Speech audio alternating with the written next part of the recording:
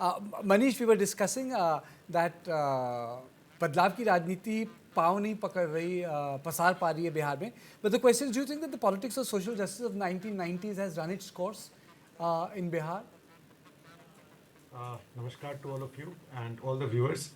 So before coming to your question, I would also say that in management we were taught TINA factor, and that factor, there is no alternative.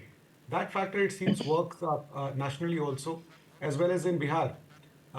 When it comes to actually voting, every Bihari has seen what kind of transformation, whatever. I've always admitted that there are challenges, but when they go to the polling booth, they do not have trust on the alternative.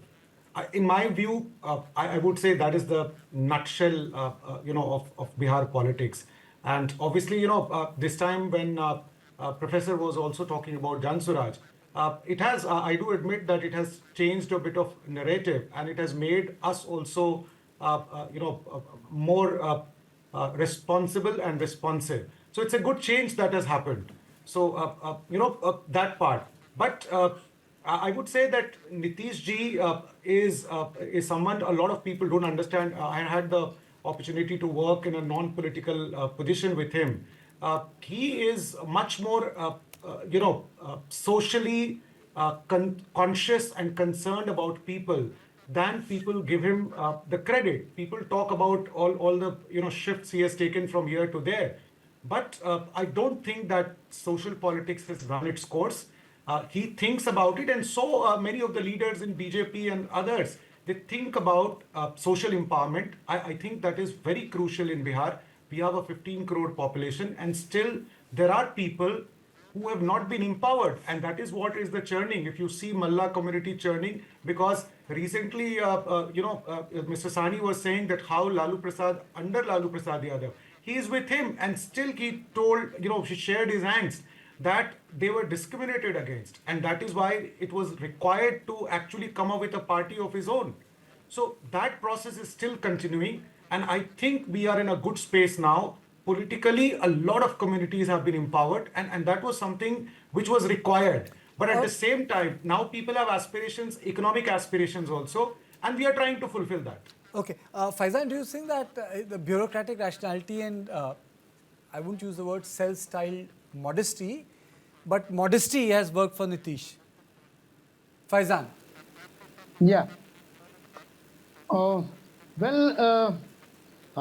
You see, 20 years is a very long time to rule. For anyone to become arrogant. Like 5 years, people become arrogant in 1 year, but 20 years they should become super arrogant. Yeah, 20, and in this 20 years, he has made a record of sorts for being the longest serving Chief Minister of Bihar.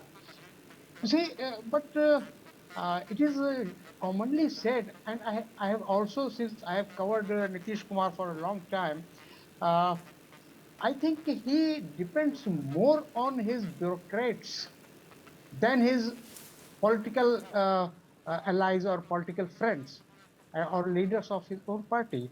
So it is alleged that he did a lot of things. But Nitish can be credited with this phenomena. I mean to say, he can be credited with this phenomena. Narendra Modi as the Chief Minister, Nitish Kumar as Chief Minister.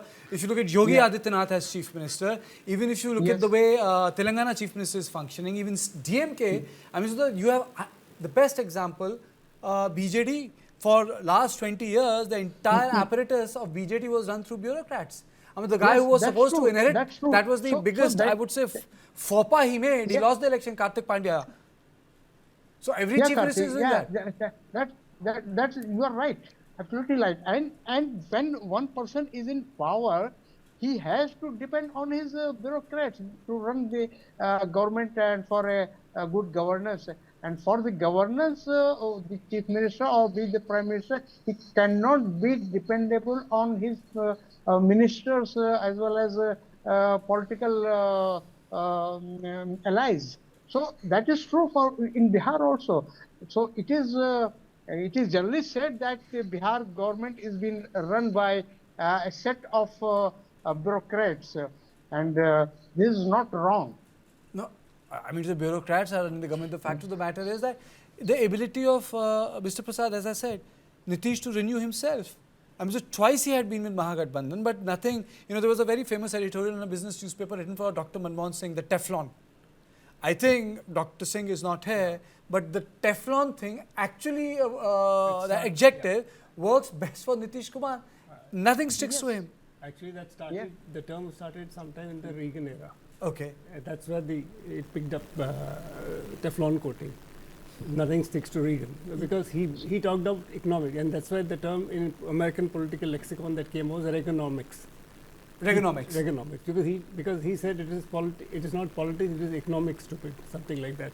Anyway, to move forward, the fact remains a politician, once he comes to power as a chief executive or as a chief minister, has to deliver, and that delivery can only happen on the ground by able administration. And the able administrators are these bureaucrats. Politicians can give you guidance, but they cannot be hands-on beyond a point, because the system will depend on the entire network, be it the state government, the central government, the interaction between the state and the center, and the interaction between the state and the civil administration, the local administration. The whole wheel of economy will move on them. That's the way.